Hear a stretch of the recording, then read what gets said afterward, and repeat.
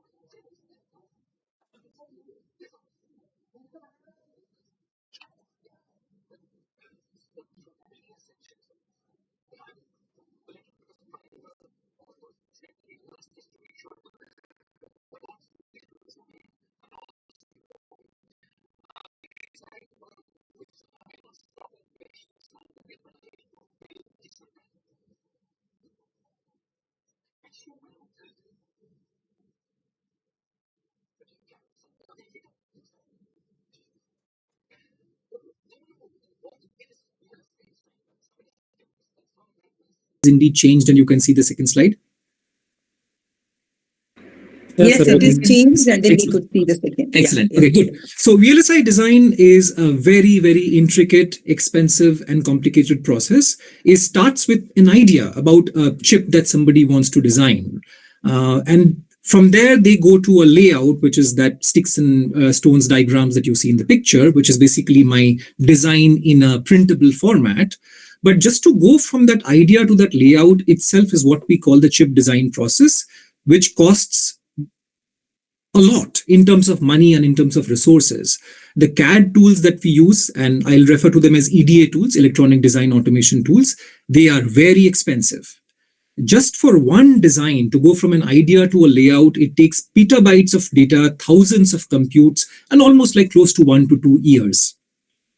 But that's still not done. From there, we have to actually go to an actual chip that we have to manufacture. For example, that picture that I'm showing on the right of the state-of-the-art Intel's AI accelerator called Gaudi, right?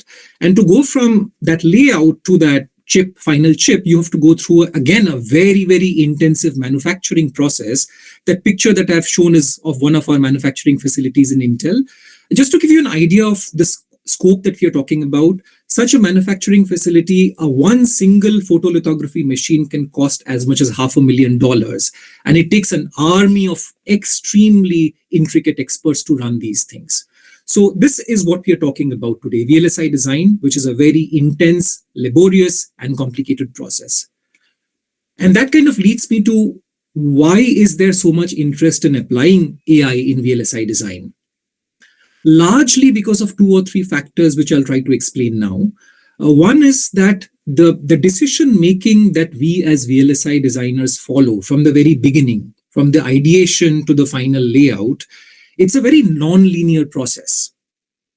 From the very start, where I take the design, I capture that to some synthesizable code, then I synthesize, then I lay it out. These are multiple steps and sub-steps. And at each step, I, as an expert designer, have to take multiple decisions. about metrics, about efficiency, about size, about cost. And that's what makes this process very non-linear and very heuristic, as in there are no standard rules to follow. It's largely experiential, anecdotal. That's reason number one.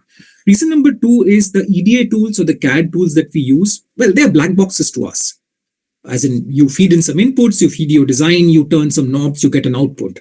Exactly why the tools do what they do, those are not really exposed to us. So long story short, because of these two things, there's a non-obvious pattern to learn in how these steps of the VLSI process work. And it is basically that non-obvious pattern to learn that tells us that, hey, maybe there is a scope for applying machine learning and artificial intelligence here, where those engines, those AI engines can learn those patterns and do what we human experts do. That's reason number one of why AI is used. Another reason is that this whole process is time consuming of running those EDA tools, of converting a design from an idea to silicon. It's very, very time consuming. And there is this hope/promise that using AI, we can speed up this process. And I'll show you some data points later as to why AI is deemed to be faster than traditional tools. Just to give you a sneak peek of how much AI is actually being used in VLSI design. So in this slide, I'm showing you the stats of how just we in Intel in 2024 have increased our usage of just one part of AI, which is generative AI. For example, we internally, just in Intel, we have created hundreds of applications, hundreds of assistants based on generative AI. And what is interesting is, with this flowchart on the bottom right, just to give you an idea, Intel has about 100,000 employees worldwide, out of which in Intel India, we have about 10,000, slightly more than 10,000. And what this graph shows us that in Intel India, as part of the AI enablement work that we are doing, the Intel India site is actually the biggest site across all Intel sites in terms of adoption of AI. And that too, we are like, you can say 2 years into generative AI. And this graph is only expected to go upwards. So this is a sneak peek as to that AI in VLSI is not a fad. AI in VLSI is a reality. It's already in there. We are actively using it. Okay, so with that, to get down to the gory details, the theme of this talk, the way I'm going to organize this is in, let's say, 3 parts. And if we run out of time, I'll only cover 2. Yeah, so in each part, I'm going to pick up a case study of how exactly for one specific technical domain, we apply ML or AI. By the way, through the rest of this talk, I'm going to use the term ML and AI interchangeably, so don't read too much into it. And what I'm going to do is, I'm going to tell you how we apply ML or AI in that specific space. And also I'm going to explain what are the unique challenges that are posed by VLSI in applying ML and AI in that space. And from the challenges, I'll also try to articulate what are the unique opportunities that arise, especially for an academia or a research or maybe even an industry forum to latch on to, right? The first distinction that I would like all of you to understand is when we apply ML in our world, which is VLSI, we look at it as 2 pieces. One piece is this green circle on the bottom that you see, which is I'm calling the core engine, which is, you can say it is that actual Python neural network that you have written, which does that AI computation. But that's only a small piece of the puzzle. That's I'm calling out the ML core. This is something what a ML practitioner would focus on. But what I as a VLSI end user care about is not that ML engine so much. What I care about is how does that ML engine fit into my broader VLSI design system? Does it actually solve the problem that I stated out to solve, including all the aspects like what does it take for me to train that ML engine? What kind of data do I need? Will this engine integrate into my design system? Will it be seamless? And so on and so forth. So, and I'll keep following this theme through the rest of my talk, as in I'll clearly call out which are the problems are related to the core engine, which is the green stuff, and which of the problems are related to the ML AI in the overall system, which is the red stuff. Just to keep track of time. Okay. Primer, before I get on to my first topic, and my first topic is going to be about how we apply supervised learning. But before that, let me start with this primer. And for those of you who know this already, just bear with me. So there are many branches of machine learning. I'm going to talk about supervised and unsupervised. Supervised learning is largely, let's take this example here, where I have labeled data. I have a whole bunch of fruits, or let's say pictures of fruits, and I have labeled them that this red one is a tomato, the orange one is a carrot, and this green one is a bell pepper. And I create a big Excel sheet of all of these pictures and the labels, pass it to a neural network, and with some amount of training, any half-decent neural network will be able to learn the association between those pictures and those labels, to the point that after the training is done, when I give it a picture of one of those three types of fruits, it will immediately be able to tell me, this one is a carrot, or this one is a bell pepper, and so on and so forth. So this is supervised learning, where I am training a neural network or an AI engine using labels of the data that I am providing, with the intention that I am going to later ask it to predict what a new data is. That is supervised learning. And some types of supervised learning are classification, regression, prediction, many more, but let's leave it at that. And then there's another class of learning, which is unsupervised learning, where there is no label. For example, I'll give it a whole bunch of pictures of, in this case, fruits or vegetables, but I'm not labeling anything. All I'm expecting my AI algorithm to do is to just study the difference in features or characteristics of these objects without me actually telling what these objects are, and it's able to cluster them. For example, it notices that, these three objects, I don't actually know that they are brinjals, but they look similar. Let me put them in one category. This type of clustering, without any explicit labels or supervision from the user, is what is termed unsupervised learning, because I'm not labeling the data and I'm not explicitly telling my code or my neural network what that data is. I'm just saying, study the data for what it is, group it into various parts. And in this talk today, I'm going to use one example of supervised learning in VLSI, one example of unsupervised learning in VLSI. Let's talk about supervised learning. The specific topic that I'm going to talk about is how we use machine learning or artificial intelligence in doing IR drop prediction in VLSI design. Again, a primer first. What is IR drop? So for those of you who are from electrical engineering, will recognize the term. IR is nothing but current into resistance, standard Kirchhoff's law, that in my chip, in my silicon chip, I have these gates, AND gates, NOR gates, whatever gates. I have to supply power to the gates. The power supply is some distance off. It may be off chip or on the board. And as the power supply reaches to the standard cell, to the gate, obviously there will be some drop in the supply voltage because of the IR drop, right? And we have tools that we use to compute that IR drop for all the gates in my design. Again, for those of you from electrical engineering background would recognize that this is a case of a star-delta transformation to solve a Kirchhoff's law kind of equation. But what matters is the scale. Here I'm not doing IR drop analysis for 10 or 20 or 100 gates. I'm doing it for potentially 100 million gates in one shot, because that's the size of my design. And this takes time. Even with a state-of-the-art CAD tool, an IR drop simulation on such a design will take about 6 to 10 hours, maybe even more. After that simulation is done, what I get is a picture similar to the one that I'm showing on the bottom left here. It shows a heat map to say that the areas which are bright red are the ones where I have a serious IR drop problem. For example, I am supplying a 1 volt supply, but because of the IR drop, maybe what is reaching the gate is only 0.8 volts, and that's not acceptable. So that's what IR drop analysis is all about. So what's the problem? The problem that I define is that every time I change my design, I have to run this IR drop simulation, which takes anywhere between 6 to 10 hours. And I repeat, because I keep changing my design. In VLSI, we keep changing the design every day, right? And this is obviously a big time hogger. So the obvious question that comes to mind is, hey, why can't I do ML prediction here to say that rather than run that very expensive simulation tool, which will run for 6 to 10 hours, can't I predict the output of the tool using an ML engine, which maybe will just run in a couple of minutes after I have properly trained it?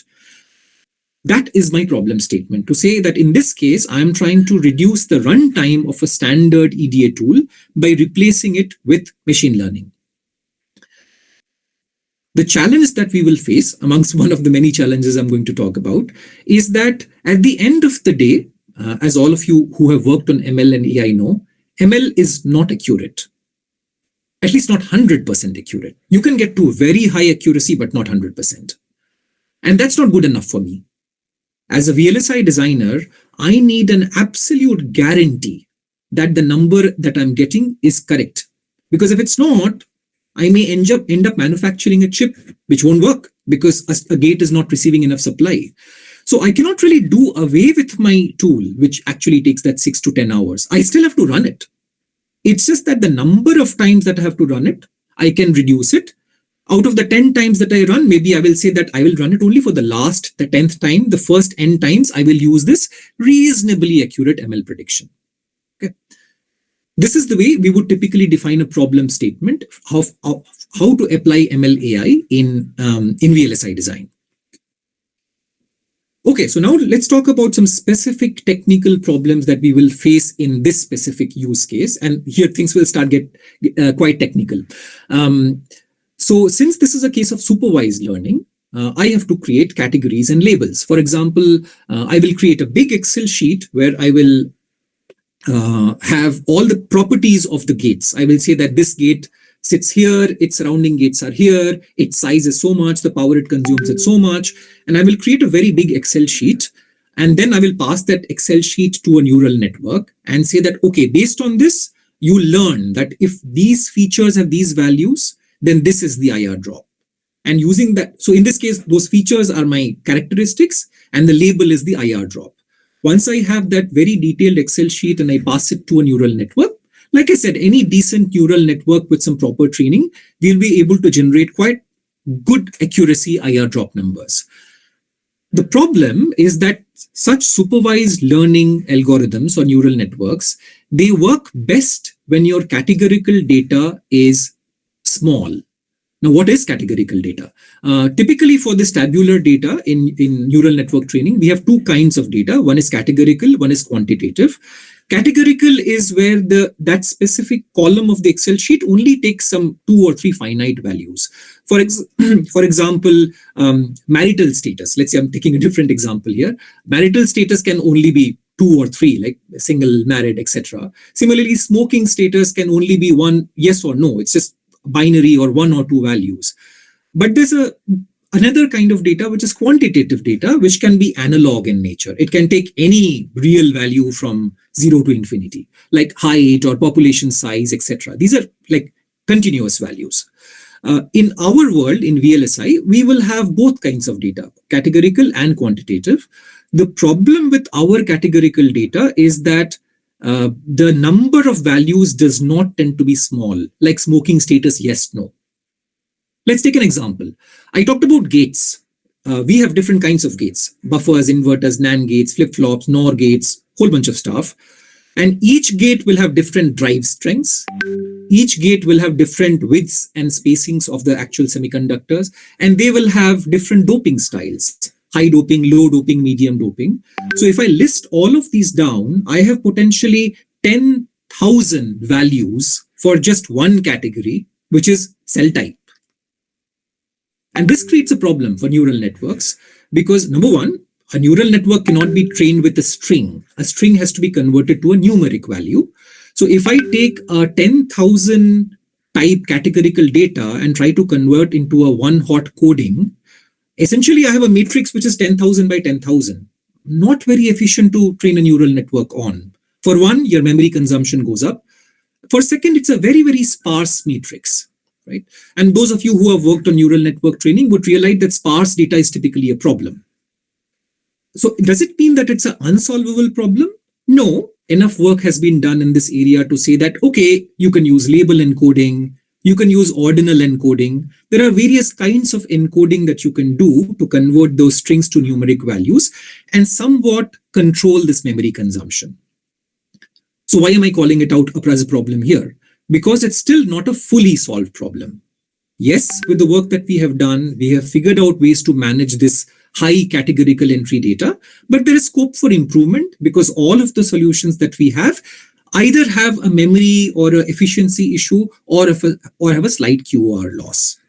So this is one example of a ML core challenge where the actual core algorithm itself needs to be improved or has some limitations because of how it fits into the VLSI domain. Let's take one more very interesting example of how, let's say I have trained a very, very accurate neural network for my IR drop prediction. Now, can I really meaningfully use it? And this is where I'm going to kind of move up from my ML core and start talking about that red circle where I'm now in the ML system. Like I said earlier, this is a supervised learning. So I need to first create my Excel sheet of features. Where will I get the features from? Obviously from the design itself. So I have to run some automation to extract those features from my design. And my design here means 100 million gates. For a design of that type, just extracting the features itself will take me 1 hour. So now the maths kind of starts to look a bit dicey here. I said that I'm going to replace a 6-hour worth of EDA tool runtime with a few minutes worth of machine learning prediction. That was my value proposition that I started with. But now I'm saying, hey, wait, no. Before you run that 1 minute or a few minutes worth of ML prediction, you have to spend 1 hour worth of feature extraction. So it's no longer a few minutes versus 6 hours. It's 1 hour versus 6 hours. So this is something like a fine print that may get lost in translation unless somebody specifically calls it out. So this is a very important aspect that all of us face when defining the right problem of applying ML AI in VLSI design, that we don't have to just look at the efficiency or the runtime of the core algorithm. We have to look at the overall runtime and all the resources that it takes to integrate that algorithm into my system, right? So this was another interesting, hopefully, example of the challenges of applying ML and AI in VLSI design. Let's get down to some more nitty-gritty details here. For those of you who have heard of explainable AI, explainable AI is important in VLSI too. It's not just that that's something that applies to critical applications like health and defense. Even in an application like VLSI, explainability is important. Why is that? It's given the very high cost of making a mistake. For example, a mistake in this case is, you can call it a miss or a false negative or a recall. Let us say, again, in this specific example, that I am running a machine learning algorithm to do my IR drop prediction. And let's say it misses a violation. That something that was a real violation was not caught because of the inherent inaccuracy of AI. The cost of that mistake can be as much as 2 days. As in, if I don't fix it in my 1 round of fixing, and after 1 round of fixing, I realize, hey, I missed something, I'll have to spend 2 more days to fix that additional violation. So the cost of a miss is very high, which is why designers, especially designers who have been doing this with traditional tools for many decades, they are wary of AI predictions. So if I, as an AI practitioner, come and tell them that, hey, instead of running your EDA tool, take this AI algorithm that I have written, which is going to predict all your violations with 96% accuracy, they will want to know, okay, that's good that it is predicting what it is predicting, but how is it predicting? How do I trust that it's doing the right prediction? What logic, what reasoning is it using? And that is essentially what is explainable AI. Now, how do we implement explainable AI in VLSI? For example, in this case, I use it by, I do it by feature importance. I go back and tell my designer that I did 2 things. Number 1, I achieved an accuracy of 96.5% prediction accuracy, in this case using a random forest algorithm. But at the same time, I'm also telling you that which of the features that you gave me caused me to make that prediction. For example, out of the 4 features that are listed here, I'm going to go back and tell my designer that it is really the second feature, the maximum minimum rise fall time of that transistor, that caused the maximum impact on its IR drop by almost 42%. And then the designer looks at it and say, okay, yeah, that makes sense, because my theoretical understanding also tells me that that factor, which is the rise fall time, indeed has a high significance and impact on the IR drop. So then the designer kind of agrees with you as a machine learning practitioner, and his or her resistance to use MLAI kind of drops so much. So long story short, explainable AI is important. There are many ways to implement explainable AI in VLSI. In one of the ways we can implement it is by feature importance. Okay, moving on to drift. For the machine learning practitioners out there, you would probably be familiar with the concept of data drift and concept drift. For those who are not, here's a primer. Data drift and concept drift are concepts where you train a neural network with a certain set of assumptions, but when you apply it, that neural network, which is basically when you are doing prediction or inferencing, some of those assumptions may have changed. So data drift is when the underlying theory is still the same, but the data distribution may have changed. For example, let us say I am using a neural network to differentiate between cat and dog faces. But when I trained it, my data set had 70% cats and 30% dogs. But when I'm doing inferencing, let's say it's 30% cat and 70% dogs, but it's still only cats and dogs, right? That is what we call data drift, that the underlying concept is the same, but the distribution has changed. But then there's something more radical, which is concept drift, where I trained it on identifying cats and dogs, but when I'm inferencing, I'm asking it to maybe differentiate between rabbits and lions. That's a complete change of the concept. And we have both of these problems in VLSI design. And why am I calling out these problems? Is because both data drift and concept drift lead to loss in accuracy of prediction or loss in accuracy of inference. Let's take an example. Like I said earlier, that in VLSI design, I change my design every day. It's not a static entity, right? And a typical design size is about, let's say, 5 million gates at one block level, maybe 5 million gates. Out of that, on a daily basis, I may change 100,000 gates. And sounds like that's not a big number. That's not even like 1%. So why am I even worried about it? Because in our world, that 1% change can invalidate the design. In other words, invalidate the training data. That's like a data drift. That it's still the same design largely, but something has changed in the distribution of the incoming data. So what does that mean for me? That if I had trained my neural network to predict IR drop on my previous version of the design, but then the design has changed by that much, 1%, that trained neural network may not give me a very good accuracy on my changed design. That's a data drift. How does concept drift manifest itself in our world? Let's say feature extraction. To run my neural network or to train my neural network, I need to do feature extraction using EDA tools. But these EDA tools themselves change. Every 6 months, there's a new version. Their underlying characteristics change. Their algorithms change. So this is a case where the training data that I'm generating, that I'm using to train my neural network, the training data characteristics itself might have changed. So what does that mean for me as a VLSI person who wants to use MLAI? That I cannot go with the assumption that I will train a neural network once for my design and then magically it will work through the rest of my design. No, I need to put infrastructure and automation and resources in place so that I need to keep training my neural network at frequent intervals so that the accuracy maintains at the level that I desire. I think you're doing good for time. Okay, and this is in all the problems that I've called out so far, this is the one problem that is most likely the most difficult to solve. And this is a problem that's not just we will face an IR drop, but practically every supervised learning algorithm that we apply in VLSI design will have this problem. And I call it the long tail problem. Let me give an example of why this problem comes. And for the moment, I'm going to step out of the world of VLSI design for that. Let us say that I want to train a neural network to detect, predict, cholesterol, right, for a set of 1,000 human beings. Now, if the training data consists of 45 plus people like me, well, yeah, you would say 50% of those people will have some form of a cholesterol issue and 50% would not have. So the number of people who violate versus the number of people who don't violate is fairly distributed.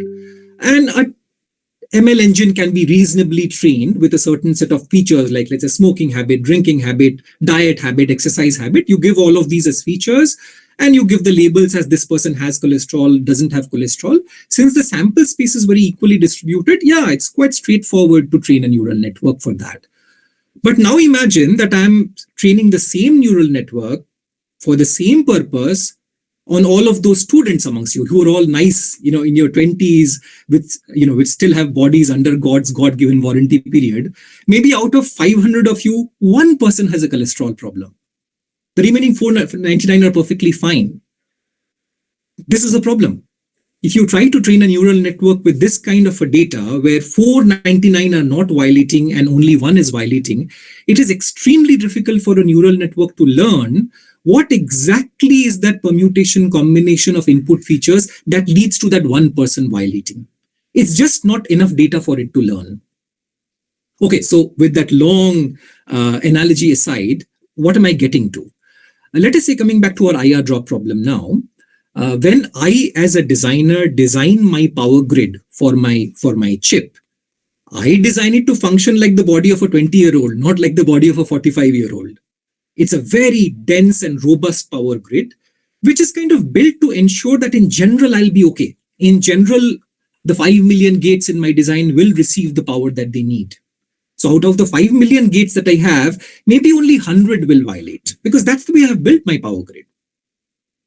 So it comes back to the analogy that I was giving earlier, that if you look at this histogram now, let's say my threshold, you look at the x-axis here, which is the IR drop in millivolts. Let's say my threshold is 80 millivolts. That I would say that anything above 80 millivolts is a problem. I need to fix it. Anything below 80 millivolts, it's acceptable. I can live with that. The problem that I will have is 99.9% of my design will be below 80 millivolts. A very small percentage, which is this long tail that you see here from 80 all the way till 100, a very small percentage will actually violate. And it is very, very difficult to train neural networks for this. As in, they will very accurately predict this big stuff, which is below 80, but accurately predicting the stuff above 80, no, that's a problem. And why is this a problem? Because it's actually those violating ones that I care about, because those are the ones I have to fix. Even if there's any relative inaccuracy in the rest of it, I don't really care, as in they have enough margin. And this is a very, very common problem in VLSI design, that irrespective of which kind of simulation or analysis tool that you take, the number of instances where there are violations are minuscule compared to the number of instances where there are no violations. So it's a very disbalanced data. And this is a very common problem. By the way, this disbalanced data or imbalanced data set is not a problem unique to VLSI design. Many domains have it. And hence, there has been enough research work done on how you can counter this. For example, you can do upsampling, you can do oversampling, you can do synthetic data generation.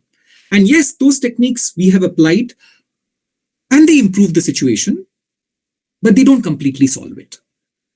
Even as of today, when we try to apply such supervised learning techniques to such AI analysis and algorithms, we face this problem that our accuracy on those instances that we care about most has room for improvement. So that's an open question for all of you who are kind of researching this area. Okay, coming to actionability. So far, we have talked about prediction, that how do I set up my training data, how do I improve my accuracy, etc. But that's only half the job for a VLSI designer. Let's say that 80 millivolt thing that I said, that, okay, out of the 5 million gates in my design, 100 are violating because they are above the 80 millivolt target. Me going back to the designer with my fancy AI algorithm and saying that, hey, I have 100 violations about 80 millivolts, that's not good enough. I also need to give guidance to the designer. How does he or she need to fix it? Does he need to spread the cells? Does he or she need to put a denser power grid? Something else? That guidance is important to a designer because otherwise they do not know what to do. So again, how do we get to guidance? This is again a form of explainable AI, but let's call it interpretability. For example, I would use a technique like LIME to give an interpretability score to my designer to say, of all the features that you gave me, I am finding that this neighbor count feature is the one that plays the most significant effect on your IR drop. And the designer looks at it and says, okay, yeah, that makes sense. If I have a gate which has too many neighbors, which basically means that I have an area where a lot of gates have been packed in, it is understandable that together they will draw a lot of local power, and hence the IR drop will be more. So that creates an action for him or her, and he says, okay, then I need to spread it out. So long story short, what we are saying here is that to apply AI and ML in such a scheme, simply having good prediction and good prediction accuracy is not important. What is important is how do you translate that that prediction to a viable action that a designer might have to take. Okay, last slide on this use case. And this is more of how VLSI organizations function. What you see on top in this picture on the top right is typically how our compute environment in a semiconductor company like Intel would be organized. We'll have a whole bunch of CPUs, and these are like Xeon CPUs that we in Intel manufacture, which pretty much runs the whole world. And we would have some kind of a virtualizer which runs on a Linux operating system. It sits on top of this compute pool, and yeah, we run all our VLSI design systems on it. In contrast, if you look at, let's say, how would a data center for a Google or a Facebook look like, right? It would look very, very different. They would have a whole bunch of GPUs and TPUs. They would have a lot of these cloud and ML and Python applications natively integrated as part of their data centers. And their structures are built around MLOps and DevOps, unlike VLSI design systems.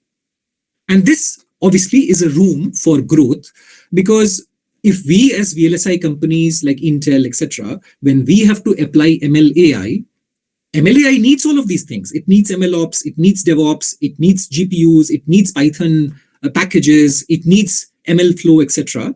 So those systems have now to get integrated into our VLSI design systems, and that doesn't come natively.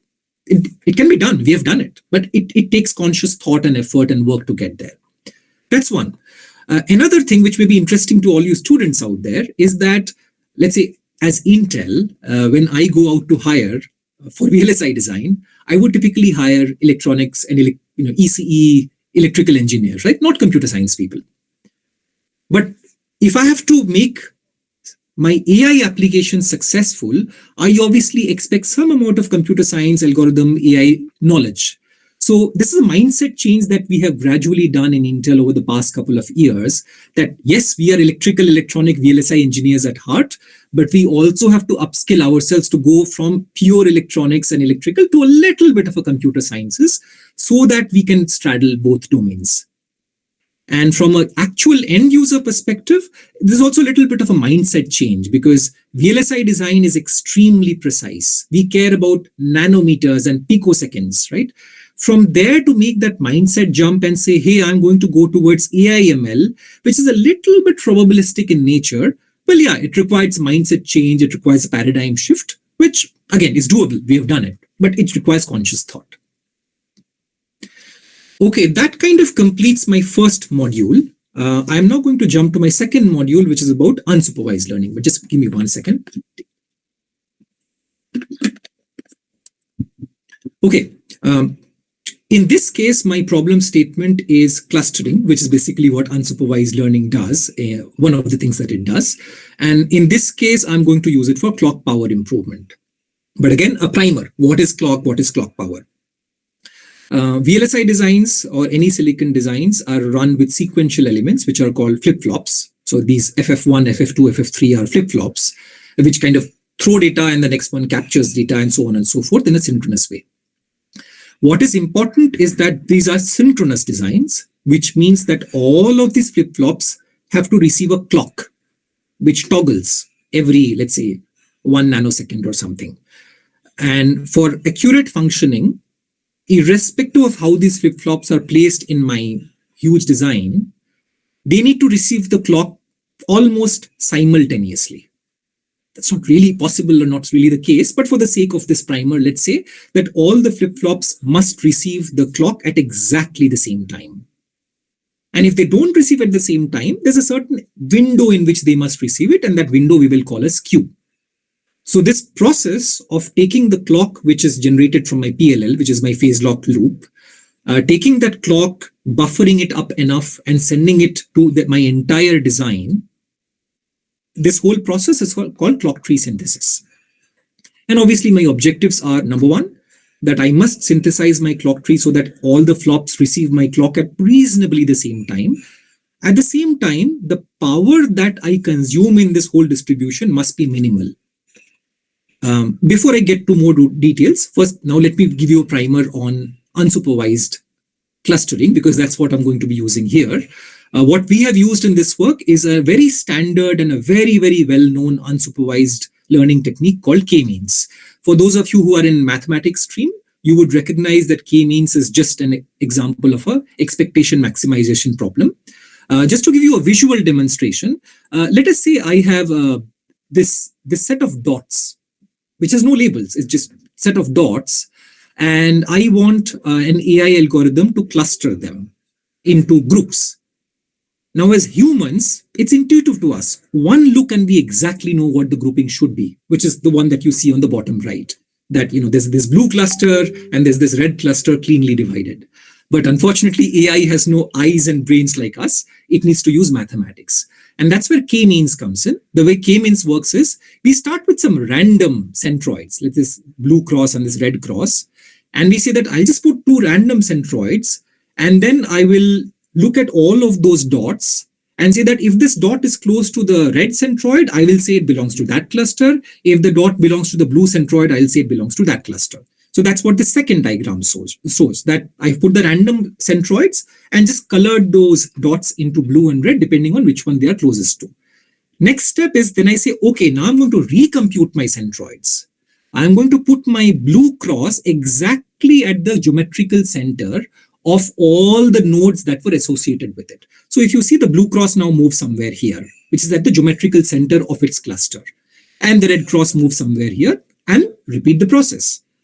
And surprisingly, after just 2 or 3 rounds of this process, the separation becomes very, very clear. So this K-means algorithm is a very simple, very effective way of doing clustering on unlabeled data, and no wonder we use it for our purpose here.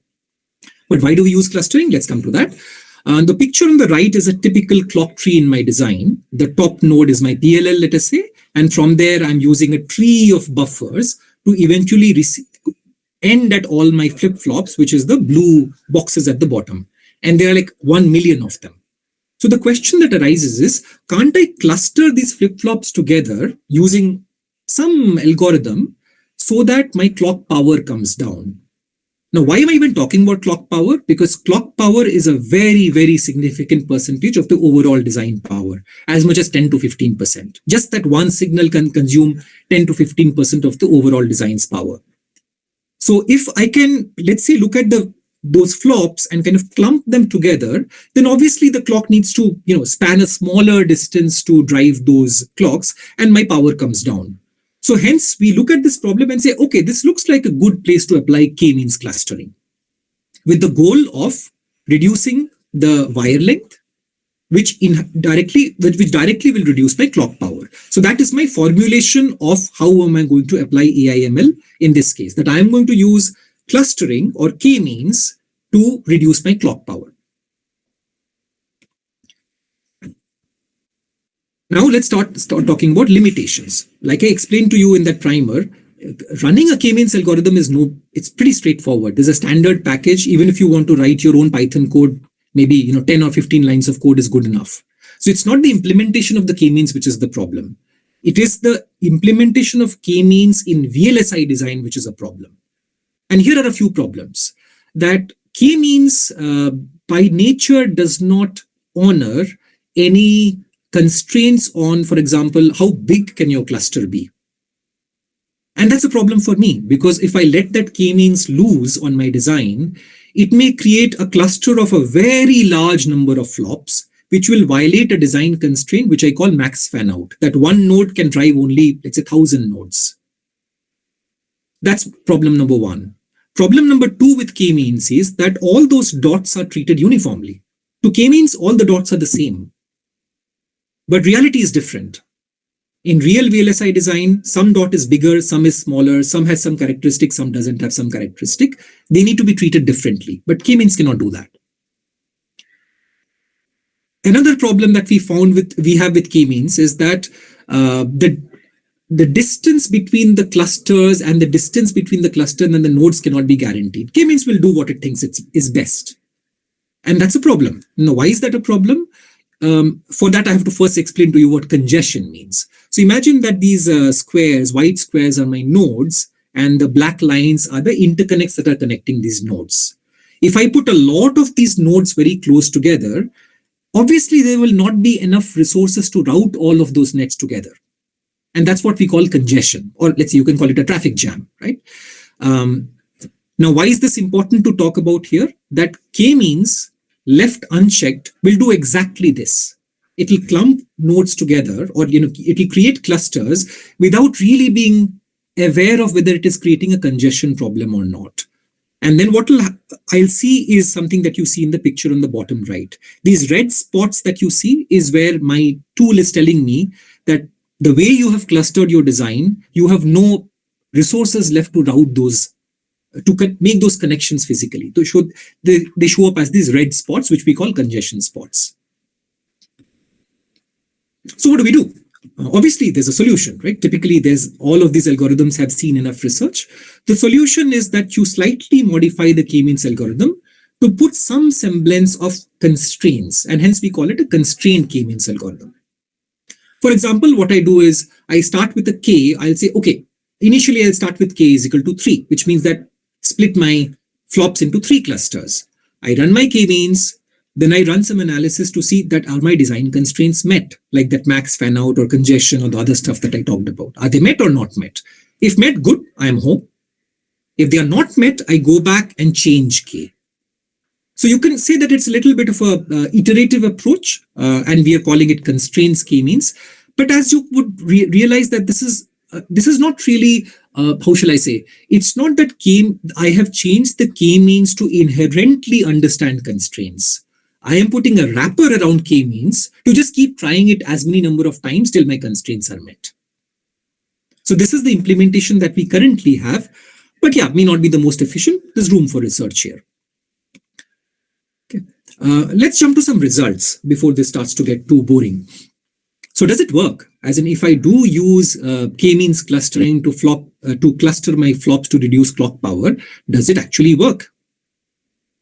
The answer is it does. In our data, in our design, what we have seen is that, for example, the picture on the left is the clustering that I get with my standard EDA tool. The picture on the right is the clustering that I get with my k-means based clustering. And even a visual comparison shows that this looks a little bit more neater, quote unquote. But reality, I don't care about neatness here. What I care about is clock power. And indeed, I get a 10% better clock power by doing this. But there are problems. The problem is, again, if you look at this picture here, which says tool cluster placement of flops, this is quite distributed. The flops have been spread out to enable us to route them better. But the ML-based clustering, which is the picture on the extreme right, it's kind of clumped things together, which is not so great for routability. And this is a good point to stop and say that this is a common problem that we face when we apply ML or AI in VLSI design, that it's not that we are starting from ground zero. The problem that we are trying to solve already has an incumbent solution, which is typically a CAD tool. So what we are really trying to do is do better than the CAD tool. And the CAD tools are not like 2-3 years old. These CAD tools have evolved over decades. So they have a lot of intelligence and heuristics and decision making that has matured over time to the point that it takes quite some work for a ML AI algorithm to really beat a CAD tool, considering all of those factors. It can be done, by the way, and that's why we are so heavily investing, but it doesn't come slam dunk. There's work required. Okay, I have about half an hour left, and this brings me to my last module for today, which is generative AI. Now, of course, no talk on AI can be complete without us talking about generative AI and large language models. So let's talk about how we use generative AI in VLSI design. Again, let's start with a primer. I'm guessing that this is not required. All of you by now should know what large language models are, but just for the sake of completeness, let me just quickly spend 30 seconds on this. What are large language models? They are a kind of supervised learning, actually semi-supervised learning. Essentially, what is happening here is that we are training a really, really complex neural network. The training data is pretty much all the text that is available on the web. What is the features? The features, let's say, is all the previous words of a sentence. Capital of France is. This is the training feature set. What is the label? The label is the next word. Now, if you train such a neural network on all the gazillion text data that is available on the internet, the large language models are surprisingly good at predicting the next word. And well, to us humans, it's intuitive. If I say the capital of France is, the way an LLM functions it looks at all the possibilities that it has and the probability of that possibility being right, and it picks the one with the top probability. Long story short, obviously, I'm trivializing this a little bit, but long story short, this is what large language models do, right? They are trained on a humongous amount of text, and their sole purpose of life is to predict the next word, which they do surprisingly well. Before I start talking about why do we use large language models and generative AI in VLSI design, I need to first differentiate between front-end and back-end VLSI design. Because all this while, for the last 45 minutes or so, the examples that I've talked about are in back-end VLSI design, but there's another world called front-end VLSI design. Loosely speaking, if I were to say that this, from the point that I have an idea to the point where that idea exists in some form of code, in our world, it's RTL code, all that is what I would call logical or front-end design. And from the point where I take the code and actually start implementing it and laying it down and placing it and routing it and then sending something to my foundry for manufacturing, all that is physical work, which I call back-end design. For example, the stuff that I talked about, the clock tree synthesis or the IR drop analysis, they are all in the physical design or the back-end design part. Now we are going to shift focus on front-end design. So how is front-end design different from back-end design? Number one, front-end design is more focused on creating and verifying design intent. It's not on design implementation. It's more on design intent. It is very human judgment based as opposed to back-end design, which is also human judgment based, but we also rely on a lot of EDA tools. Front-end design has less reliance on tools and more on human judgment. But the interesting part, which is why we use AI here, is that humans in front-end design do what they do, referencing a whole lot of documents that need to be read or understood, which are specification documents or code or architectural specifications, etc., which they have to read, assimilate, understand, and then implement as code.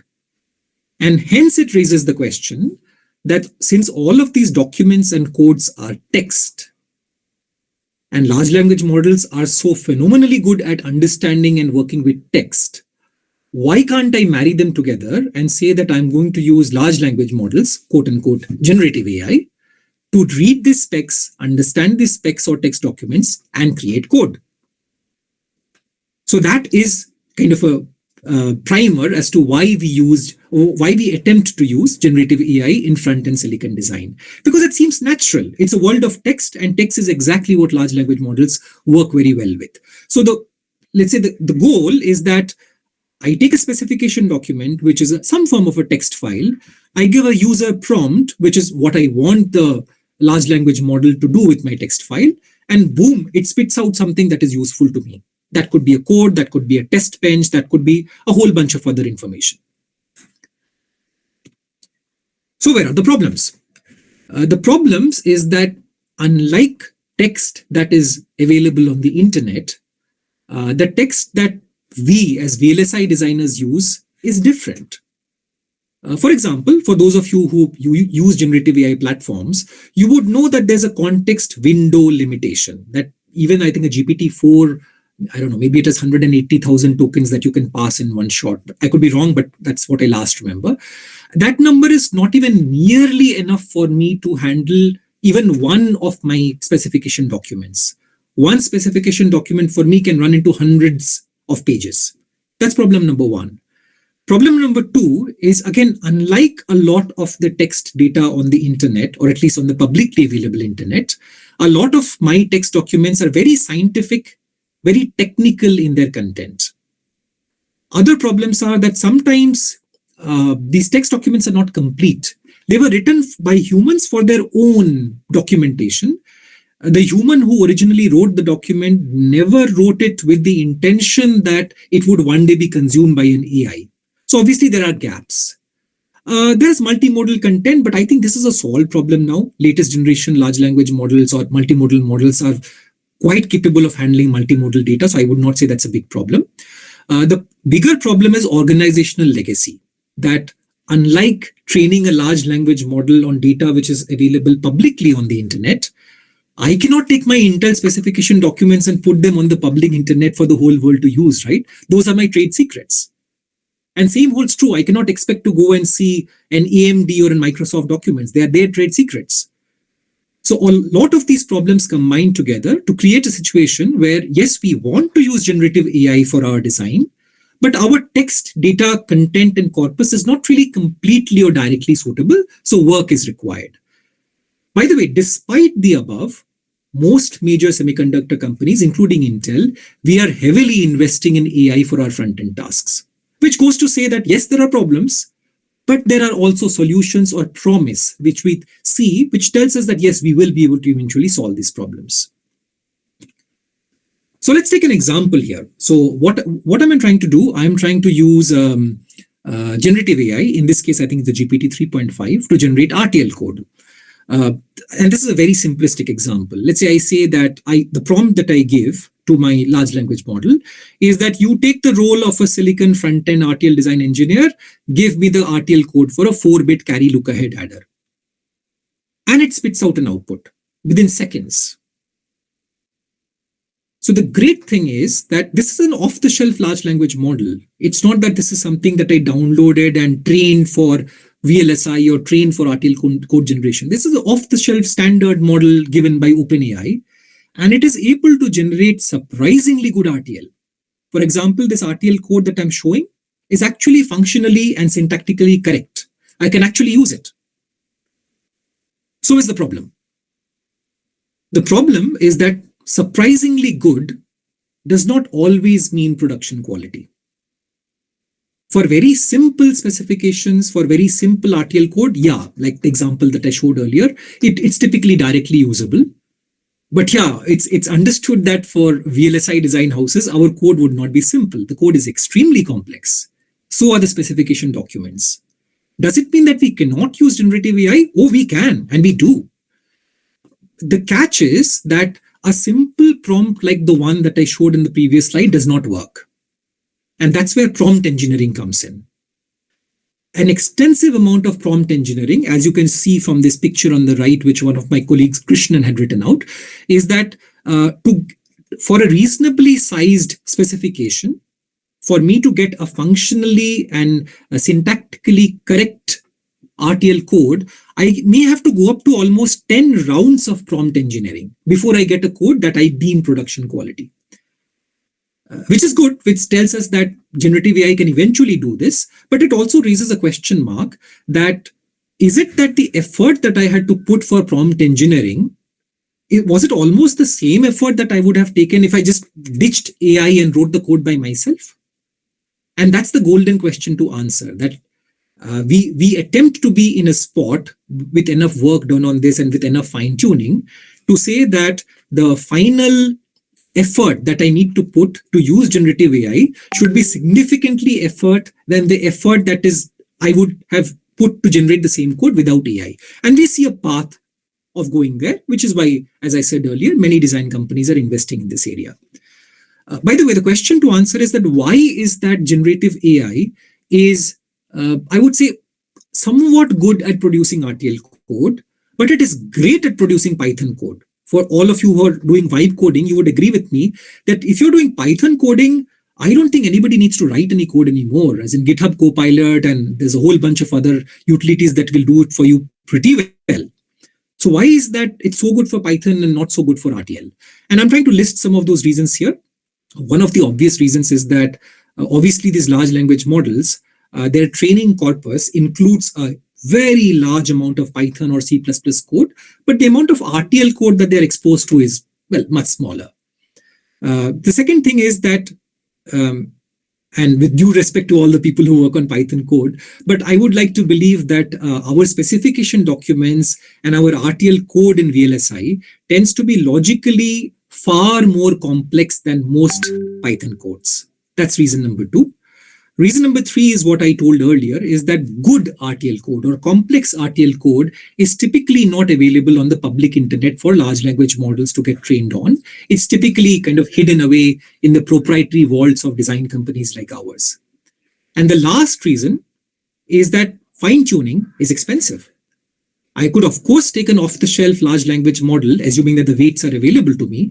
I could take it, download it, use my in-house RTL code, and fine-tune it to improve the accuracy, which we do, but it doesn't come cheap, either in terms of compute cost or in terms of human effort to set it all up.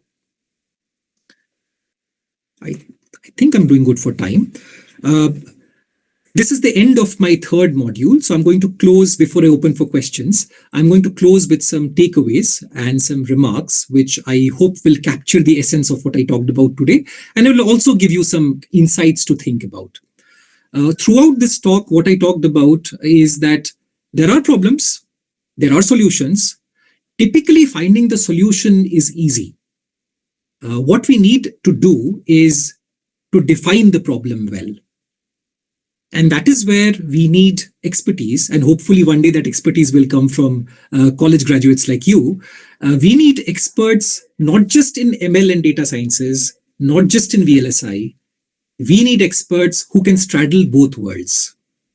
And I believe that it is that amalgamation of VLSI knowledge and ML AI knowledge together, which will help us to frame the right problem and arrive at solutions quicker.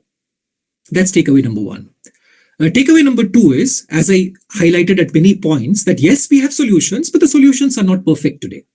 There is indeed scope for a lot of research in core AI algorithms, not just generative AI, but core AI algorithms like supervised, unsupervised learning, which can be customized to VLSI. However, the direction I would like to state is that research should ideally be focused on building new capabilities as opposed to just improving metrics. For example, yes, there is value in taking, let's say, a random forest algorithm and improving it to improve the accuracy from 96% to 97%, no doubt, not taking away that value. But as a VLSI end user, I would rather that the research be directed in how I can run a random forest algorithm with constraints, as opposed to improving random forest accuracy by 1%. So that's what I mean by directing research mindshare towards new capabilities as opposed to improved metrics. And the last takeaway is that generative AI is here to stay. I don't think anybody needs to be convinced about that. Generative AI for VLSI will need domain-specific training, which essentially in our world, which would mean that we need VLSI-specific training or fine-tuning, but with frugality in mind. Fine-tuning costs money, it costs compute, it takes a humongous amount of data to set up, and unless we figure out interesting and smart ways to reduce that delta, which is basically what I mean by frugality, it will be extremely difficult for most VLSI companies, except for the really big ones, to really meaningfully apply generative AI in their works. And that brings me to the end of my talk. I would just like to flash this last slide. By the way, I'm really honored to be here today, and I hope this session was interesting. My thanks to Dr. Satyagupta and Gokul for giving me this opportunity, and obviously the faculty of Manipal Jaipur. Also my acknowledgements to some of my colleagues whose work I have used in this paper. Feel free to contact me on these two details that I've shared here. Okay, I'll be happy to take any questions even offline. With that, I will stop sharing, assuming I know how to stop sharing. Excellent one, Arpan. I just could not help just joining and then giving you that word of appreciation. I mean, it was Thank you. extremely engaging. I would say. I mean, you could see the engagement level in the window. I mean, not to distract you, but it was extremely engaging and lot of relevant information, lot of things that we all need to think while we embrace the changes that AI and ML are bringing to our VLSI design world. Very, very good, Arpan. I would want to give you huge kudos and claps for making it happen and taking time out, Arpan. Extremely good. Go ahead, Neha. Thank you, sir. We have a question in the chat box. This is from Irshad Sheikh, sir. Are there any open sources for end-to-end data from real industry size SoC design with labels with some silicon data to model ML, test and benchmark like we have dataset available in the domain of pictures and image classification? Wow, the great question. Answer is unfortunately no. Because you have framed your question very accurately to say real industry-sized SoC design. No. However, there are a lot of open source data sets available, especially in the work of applying generative AI. There's a lot of open source data available like Verilog, Eval, etc., where data sets are indeed being created specifically for the purpose of applying large language models to front-end design. So another part of the same question is there any plan from Intel to open source one such data set?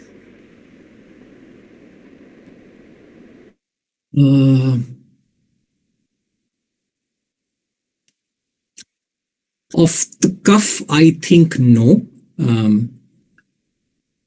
It's something I need to think about because obviously when we opening up our data set has legal implications attached to it.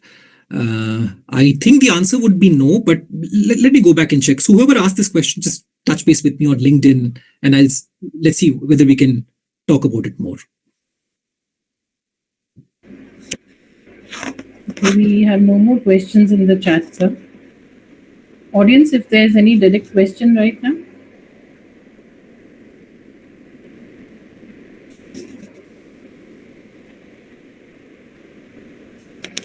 Okay, so thank you so much, sir. So there are a few pop-ups now. Let me see. What projects or references would you recommend to us as students so that we can actually learn from the implementation of ML and VLSI design flow and some important problems that we can encounter while making the projects? So I think these questions are from our students who are attending this session. Yeah. See, what I would say is as far as projects goes, you'll probably be, you'll benefit from these projects much more if you do it as some form of an internship with a VLSI design company, because then you will actually get to see not just the project in its ML core, but how it kind of manifests it's in the overall design system. So look for those opportunities as opposed to, doing projects in isolation. But kind of relating it to the second question, somebody's, I think Mukul, they're asking that for second year ECE students, what projects or skills should I gain before graduation? I kind of answered this, that if you are graduating in EE, let's say ECE, I would strongly recommend that you at least get a minor or some kind of 1 or 2 courses in basic machine learning, not computational, but let's say linear, non-linear optimization, data sciences, etc. Because you'll be in a much better position to actually apply AI and ML in VLSI with that basic knowledge with you.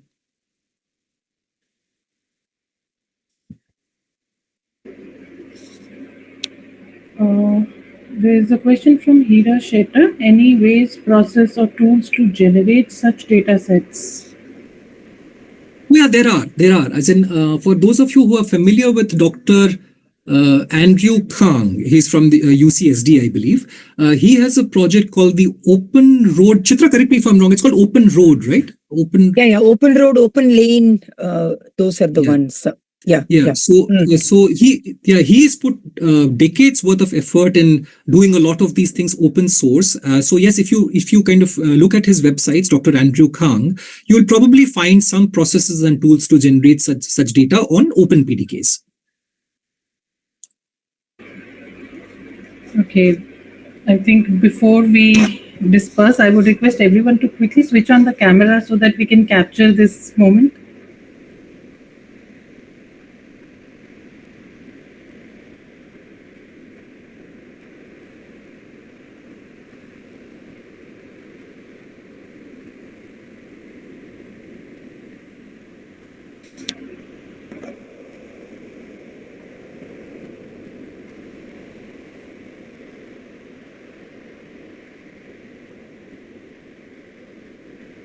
Thank you, everyone.